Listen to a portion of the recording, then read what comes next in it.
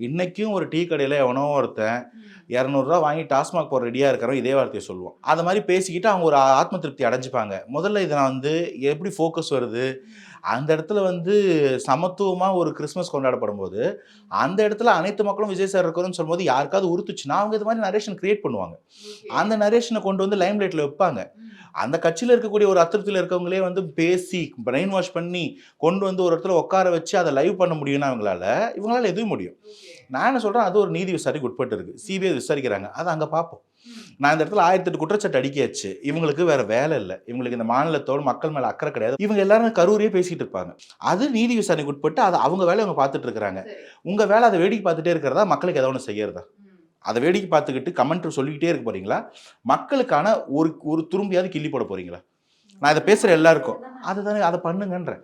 அதை supreme court விசாரிக்குது, CBI விசாரிக்குது. விசாரணையில் நம்பிக்கை இல்லைன்னா திரும்ப நம்ம மேல்முறையீடு போகிறது உங்களுக்கும் வாய்ப்பு இருக்கு. அப்போ அந்த வேலையை மட்டுமே பேசிக்கிட்டு இருந்தா என்ன நியாயம்?